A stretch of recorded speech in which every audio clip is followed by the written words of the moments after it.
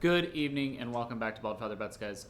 We are going to give a preview and a rundown of the national championship game between the Miami Hurricanes and the Indiana Hoosiers that will be played at Hard Rock Stadium in Miami, Coral Gables, Monday night.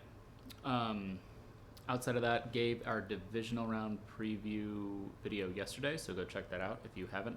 And then just make sure you subscribe to the channel, notifications on so you know when we post. And then just interact with the content, like the videos, comment on them, share them around. Anything you can do to help us grow. Never charge for the picks. Just want to grow the channel. You guys have been a big part of that. Really appreciate it. Okay, so Miami and Indiana line came out at 7.5. They released the line before the Oregon-Indiana game even ended. Stood at 7.5 for a while. And then 1 to 1.5 days later, got bet up to 8 and 8.5, and we've touched 9. You can find 8s, 8.5s, and 9s. You can't find 7.5s anywhere anymore, and we have not gone to 9.5 anywhere. Obviously, Indiana coming in very hot into this one. So, for stat that a lot of people throw around. Fernando Mendoza has 8 touchdowns in the playoffs, and he has 5 incompletions. That's absurd, clearly. Indiana executed it pretty much. Hardly anything in football is perfect, but to the naked eye, at a level of perfection against Alabama and against Oregon. The Alabama game I don't make too much of because of how bad of a matchup that one was for Alabama. Indiana's probably the worst team Alabama could have drawn based on what their schemes are offensively and defensively and where their strengths and where their weaknesses are. The Oregon one, there's a lot to be made out of that. Oregon had some matchup advantages that were completely neutralized by Indiana from the get-go. And Miami has different matchup advantages for their side than Oregon did on the ones that Miami does have. But the fact that Indiana was able to identify what those matchup advantages would be going into the game and completely neutralize them just says a lot about them. And I saw a lot of Indiana fans, doing the whole caps under thing, SpongeBob meme. Oh, I thought it was hard to beat a team twice. No, it is hard to beat a team twice. Hats off to Indiana. It's a credit to your team. It is very hard to beat a team twice. So I don't understand why they would be using that as trying to make fun of people. But anyway, Miami, on the other hand, playing probably as good as they've been playing at any point in the year. Even at the beginning of the year, honestly. Because so much of what you saw at the beginning of the year was buoyed by Notre Dame not really they didn't have an identity yet, and then the fact that we were overvaluing FSU right in that primetime matchup. So Miami's actually playing much better football when you look at the Pitt game, when you obviously look at what they did against Ohio State, and then what they did in a clutch situation against Ole Miss.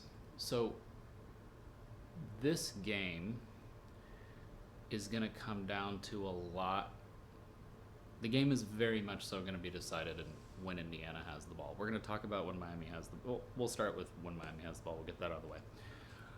Miami will have to establish themselves on the ground. I'm sure you guys have all seen the stats about what Miami's average weight is on the offensive line versus Indiana's weight on the defensive line. I've seen a lot of people comparing that to the same notion that was made when they played Alabama. This is very different. Miami's offensive line is not just big. They are big and they are athletic and they are very physical. Alabama is probably a little too big, honestly. They're probably a little out of shape. Miami is not. Miami is a dominant offensive line. So they will absolutely have to establish themselves in running the ball. I'm texting back with College Football with Sam. One of the comments I made to him was, if Carson Beck goes 22 of 30 for 204 yards and has 1 touchdown and no picks, that bodes very well for Miami. Honestly, you'd like him to even have less than 30 attempts. You'd love Carson Beck to be like 18 of 21 or like 18 of 22 for 183 yards and 1 pick and 1 touchdown, no picks. If Carson Beck's final numbers are 27 of 48 for 330 yards, 2 touchdowns, and 2 picks, that wasn't a good game for Miami. That didn't go the way that they needed it to go. They need to be in run situations. They need to have more rushing attempts than they do passing attempts by the end of the night.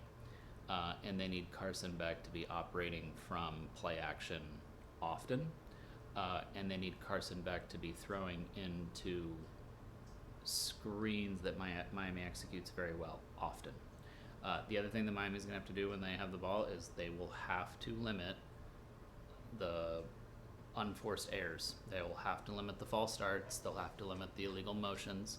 They'll have to limit holding as much as they can. I believe it's a Big 12 crew, so they will call holding.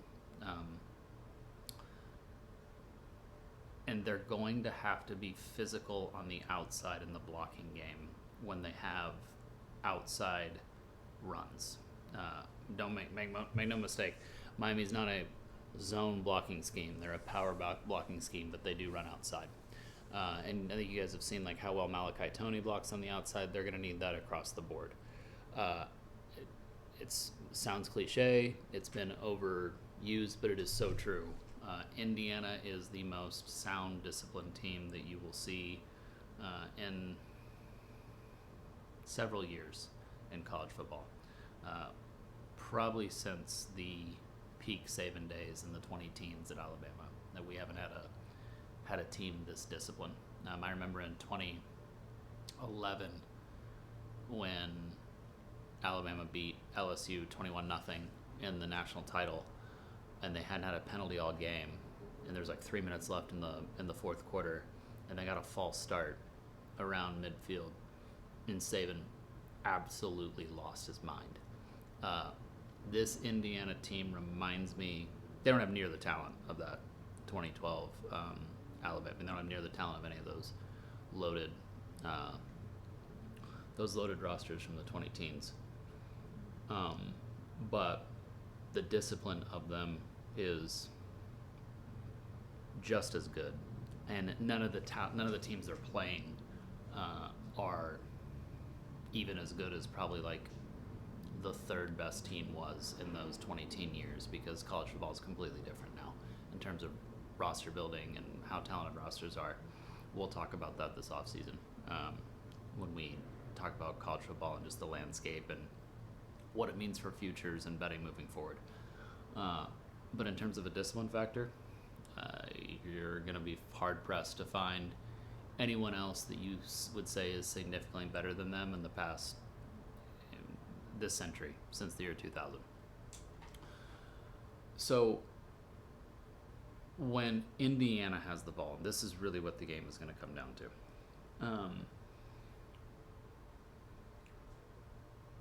Is Miami's defensive line so much more dominant than Indiana's offensive line that they beat them so quickly that there's no point in running RPO, because they don't even need to respect the RPO, because they can just attack the ball at the point, and they're in the backfield like as Mendoza's running, making the read. And the fact that he's having to take time to make the read is actually hurting Indiana, because 3 and 4, Mesidor and Bain Jr. are already around their blockers, and they're coming in his face, and football terms, and he now just needs to either hand that ball off immediately, or he needs to pull it and make a quick decision to throw or run. Indiana's right side of their offensive line is a massive liability in this game. Indiana's going to have to chip. They're going to have backs to that side. They're going to have to pull guards. If they leave their right tackle on an island, that could lose them the game. They're too well coached to do that, so they won't. But that's a factor that they're going to have to dedicate resources to all game, which then leaves you isolated on the left side. And as good as they are on the left side, Miami's pass rushers might be just better from just an NFL talent standpoint. That, okay, well, now we're dedicating resources on the right. We're getting beat enough on the left. What are we going to do? Dedicate resources. I mean, you don't chip on both sides, right? Like, you're using too many people. So that's a very interesting concept here. I don't think I don't think Miami's going to run 13 personnel like the 49ers or something. I think these teams are going to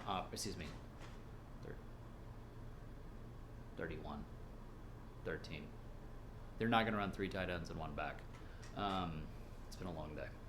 I do expect both of these teams to use a decent amount of both spread, but then also tight formations. So squeeze sets, I think, is probably what you guys will know them as, versus wide splits. So like Baylor used to spread the field out under Art Briles to a point where like even their offensive linemen were spread apart from each other. No one else has really done that, but both Indiana and Miami have a good variation in their offense of spread formation, sideline to sideline, and also bunch formation, everyone together, but running multiple different variations of personnel out of that, to where you may have everyone bunched together, but you're still having 3 wide receivers out on the field. You guys saw how much of an impact having Becker back was for the Indiana offense. Oregon was not able to deal with them, and again, testament to Indiana. Oregon does have a very speedy and very athletic secondary. They weren't in their correct positions most of the night against Indiana, but they're very good. So what Indiana was able to do from a wide receiver standpoint in that game, again, testament to that team. From a number standpoint, this thing comes down to essentially how much stock are you putting into how good Indiana has looked the past 2 weeks, and do you think that can continue? Because the number's too high. Like 9 points is too many. Even if you were to lay the 8 with Indiana, it's too many. You're laying too many. You're paying a premium to bet on Indiana due to how well they performed. But that's just how sports books work, right? But you paid a premium to bet on Ohio State last year in both the Cotton Bowl against Texas and in the national championship against Notre Dame, and it didn't matter either time.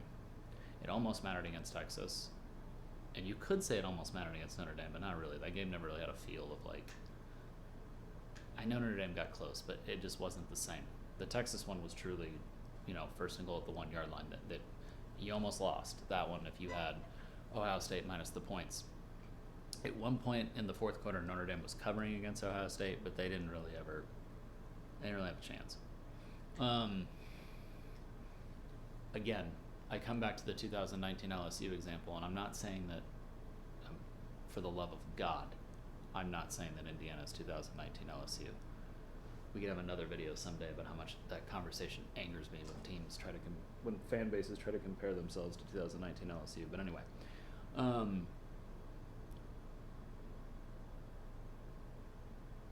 LSU was favored by too many points against Georgia. LSU was favored by too many points against Oklahoma. LSU was favored by too many points against Clemson. Didn't matter. They covered every single one. Sharps and models were all over the underdog, and all 3 of those got killed. Sometimes it doesn't matter. Last weekend's NFL wildcard game, Sharps went 0-6. Sometimes it doesn't matter if a team has a certain ability. And in this one, Indiana, based on most models, mine included, has had a 14-point adjustment from week 1 to now. That is the largest adjustment since the year 2000, or the second largest, depending on what model or what book, included with 2019 LSU. When you have a team that has that much adjustment from the start until now, like the way models algorithms work, they don't even allow you to truly adjust probably as much as you really need to on them. So you could almost make the argument, well, Indiana's undervalued for what they've done. The difference here with them is the talent profile. So other teams like 2019 LSU, where you made that talent adjustment, the talent composite of the team and of the starters matched more than to the output that you were getting versus what you're getting with IU. So does this game profile more like the Ohio State IU game where they won 13-10 and easily could have lost? Or does this game profile more like the IU Alabama game where they really didn't even need to play that game because you knew what the outcome was going to be? That's what, if you're making your play now, you need to decide. And that's what we're deciding now. I can tell you we like Miami +9. I'm not going to associate a unit amount to it yet. Like I said, we're in a situation because due to last weekend's performance, we have to adjust where our unit range is now to ensure that we remain profitable. So quite honestly, we need to see a little bit how Saturday and Sunday go before we know what range we have to play with here. But we do like Miami plus the 9. There's something about the way these teams match up and it profiling so much like the games where Indiana has won low-scoring, close affairs. So profiling so much like Iowa, like Ohio State, like Penn State, like the Oregon game the first time they played. So we'll lock in the unit amount later. And if we do have a change, obviously that's not an official pick, we'll let you know. But I have a feeling that line will come down a little bit before kick, kind of similar to the Miami-Ohio State game. And we will get you an official lock later. Appreciate you guys. Thank you very much. We'll be back at you again tomorrow with the NFL divisional plays for Saturday. Check out that video where we previewed those games. And enjoy the rest of your Friday night and enjoy your holiday weekend. It's the last one of multiple days of football. Very, very sad. I know. Thank you very much. Talk to you guys later.